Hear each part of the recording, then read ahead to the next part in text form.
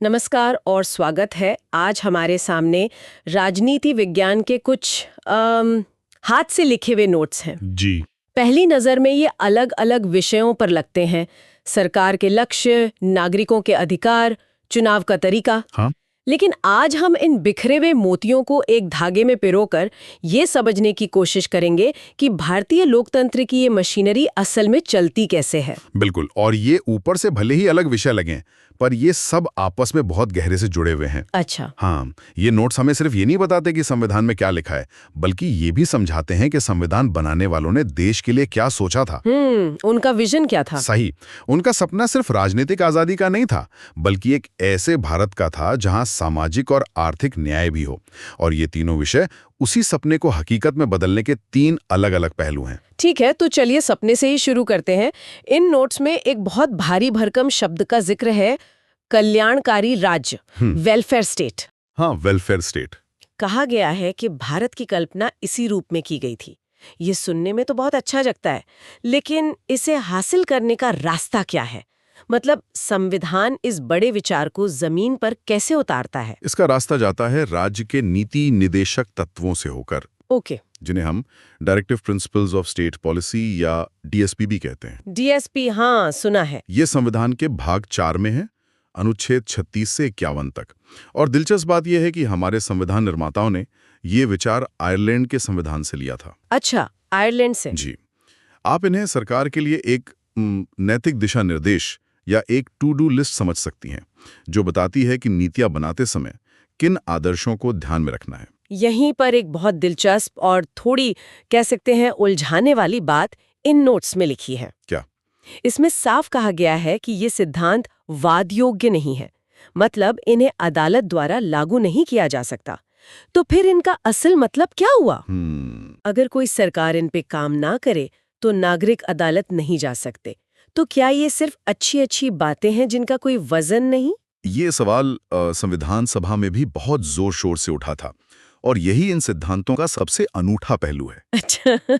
देखिए, ये मौलिक अधिकारों यानी फंडामेंटल राइट्स की तरह नहीं है, जिनके उल्लंघन पर कोई भी सीधे अदालत जा सकता है। सही। मौलिक अधिकार सरकार को बताते हैं कि वो क्या नहीं कर सकती ताकि व्यक्ति की आजादी बनी रहे।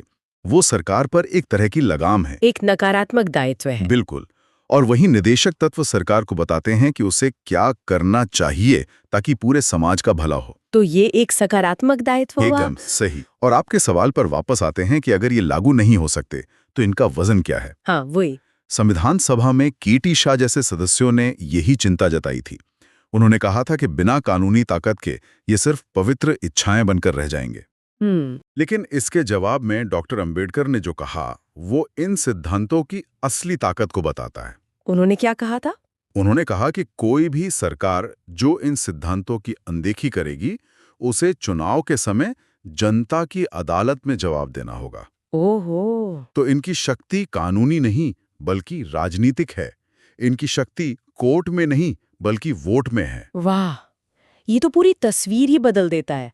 मतलब ये सिर्फ नैतिक सलाह नहीं, बल्कि एक तरह से सरकार के रिपोर्ट कार्ड का सिलेबस है, जिस पर जनता उन्हें नंबर देती है। बिल्कुल। नोट्स में कुछ उदाहरण भी हैं, जैसे समान नागरिक संहिता, उद्योगों को बढ़ावा देना, बैंकों का राष्ट्रीयकरण। इनसे समझ आता है कि ये सिर्फ किताबी बातें नहीं रहीं, बल्कि देश की बड़ी नीतियों की दिशा तय करती आई हैं। हाँ, और सिर्फ इतना ही नहीं, ये सिद्धांत एक मशाल की तरह काम करते हैं, जो अदालतों को भी रास्ता दिखाते हैं। लेकिन उस पर हम शायद बाद में आएंगे। ठीक है। पहले ये समझते हैं कि जब उन अधिकारों का हनन हो जिनके लिए हम सीधे कोर्ट जा सकते हैं, तब क्या होता है। हाँ, यानी मौलिक अधिकार। तो हमारे पास सिद्धांत है और अधिकार भी, लेकिन अगर किसी के मौलिक अधिकार छीने जाएं तो क्या होगा? नोट्स में इसके लिए एक बहुत शक्तिशाली टूल का जिक्र है, रिट। रिट? ये एक तरह का संवैधानिक ब्रह्मास्त्र लगता है। ब्रह्मास्त्र कहना गलत नहीं होगा। ये नागरिकों के अधिकारों की रक्षा करने का एक सीधा और बेहद शक्तिशाली संवैधानिक उपाय। तो ये है क्या असल में? ये असल में सुप्रीम कोर्ट या हाई कोर्ट के विशेष आदेश होते हैं। नोट्स के अनुसार सर्वोच्च न्यायालय अनुच्छेद 32 के तहत और उच्च न्यायालय अनुच्छेद 226 के तहत रिट जारी कर सकते हैं। अच्छा। डॉक्टर अंबेडकर ने तो अनुच्छेद 32 को संविधान की आत्मा और हृदय कहा था। बिल्कुल। लेकिन यहीं पर नोट्स में एक ऐसी बात लिखी है जिसने मुझे थोड़ा चौंका दिया। क्या बात है? उसमें लिखा है कि रिट जारी करने के मामले में उच्च न्यायालय की शक्ति सर्वोच्च न्यायालय से ज्यादा है। ये सुनने में बहुत अजीब लगता है। हम तो हमेशा सुप्रीम कोर्ट को सबसे शक्तिशाली मानते हैं। हाँ, ये थोड़ा काउंटर इंट्यूटिव लगता है। बिल्कुल, ऐसा कैसे हो सकता है? ये एक बहुत ही बारीक लेकिन महत्वपूर्ण बिंदु है और इन नोट्स ने इसे बहुत अच्छे से पकड़ा है। देखिए, सर्वोच्च न्यायालय सिर्फ और सिर्फ मौलिक अधिकारों के उल्लंघन पर ही रिट जारी कर सकता है। केवल मौलिक अधिकार? हाँ, और क्योंकि अनुच्छेद 32 खुद एक मौलिक अधिकार है, इसलिए सर्वोच्च न्यायालय ऐसी याचिका को सुनने से इनकार नहीं कर सकता। ये उसका कर्तव्य है। ठीक है, ये तो समझ आया। अब उच्च न्यायालय को देखिए, वो मौलिक अधिकारों के साथ साथ किसी भी अन्य कानूनी अधिकार के उल्लंघन पर भी रिट जारी कर सकता है। ओह, अच्छा। यानी उच्च न्यायालय का दायरा इस मामले में ज्यादा बड़ा और व्यापक है। हालांकि रिट याचिका को स्वीकार करना या न करना उसके विवेक पर निर्भर करता है, लेकिन इसी व्यापक दायरे की वजह से नोट्स में उसकी शक्ति को ज्यादा बताया गया है। अरे वाह! तो अगर किसी ऐसे कानूनी अधिकार का उल्लंघन हुआ है जो मौलिक अधिकार नहीं है, मान लीजिए कोई प्रॉपर्टी का विवाद है, तो उसके लिए रिट का रास्ता सिर्फ हाई कोर्ट से ही खुलता है। सही। इसने तो मेरे लिए अदालतों के पूरे ढांचे को देखने का नजरिया ही बदल दिया।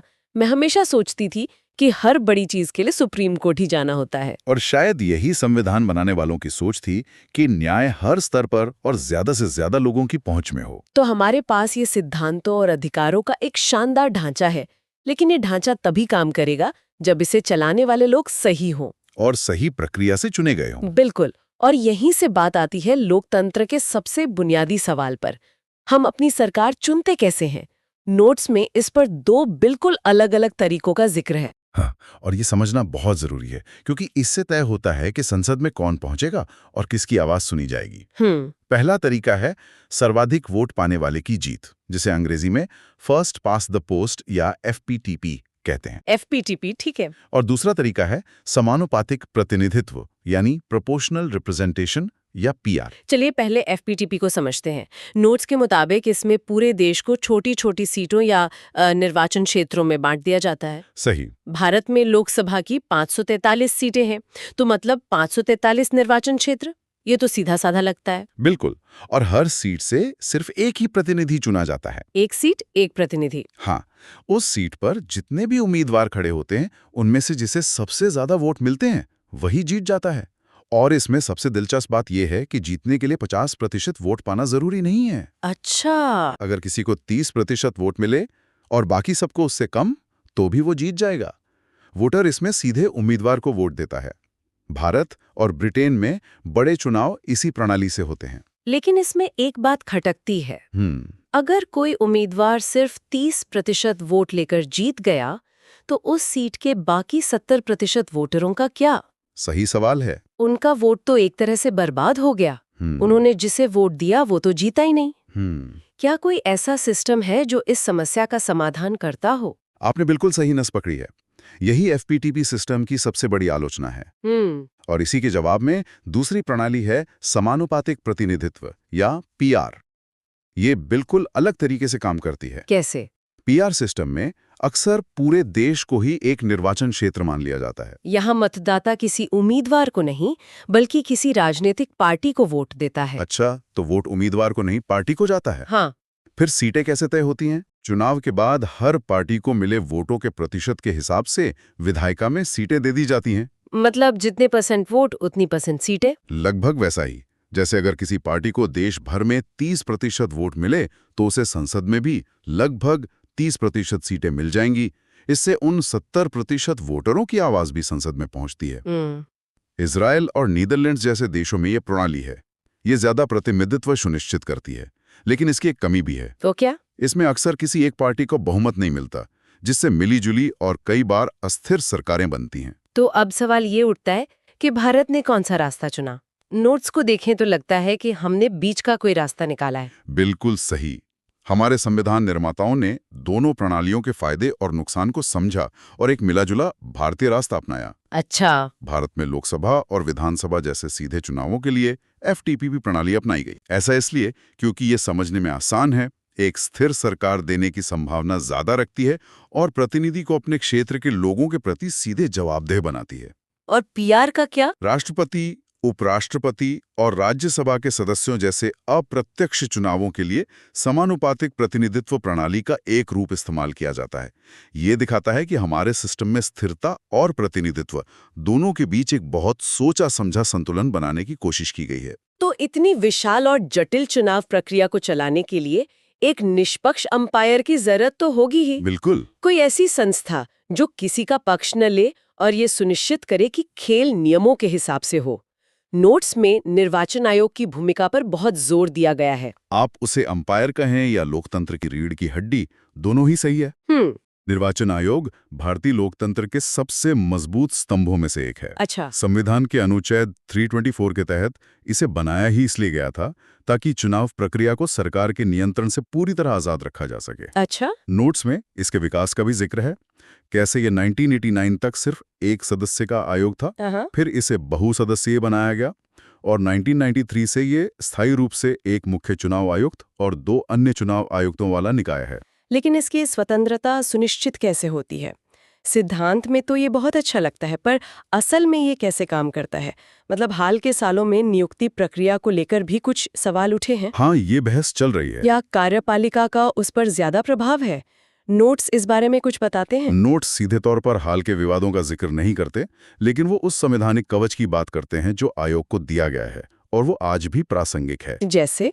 मुख्य चुनाव आयुक्त की नियुक्ति राष्ट्रपति करते हैं, ये सही है, लेकिन उन्हें पद से हटाना लगभग उतना ही मुश्किल है जितना सर्वोच्च न्यायालय के किसी जज को हटाना। मतलब महाभियोग जैसी प्रक्रिया? हाँ, इसके लिए संसद के दोनों सदनों में विशेष बहुमत की जरूरत पड़ती है। ये प्रक्रिया इतनी कठिन है कि ये उन्हें किसी भी तरह के राजनीतिक दबाव से बचाती है। तो ये एक तरह का सिक्योरिटी लॉक है। हाँ, और इसी स्वतंत्रता ने आयोग को ऐतिहासिक रूप से बहुत शक्तिशाली बनाया है। इसके कामों की सूची देखें तो पता चलता है कि इसका दायरा कितना बड़ा है। क्या-क्या काम है इसके? अरे, चुनाव की तारीखों की घोषणा से लेकर मतदाता सूची तैयार करना, पार्टियों को मान्यता देना, चुनाव चिन्ह देना, आदर्श आचार संहिता लागू करना। और अगर कहीं निष्पक्ष चुनाव संभव ना हो तो चुनाव को रद्द कर देना।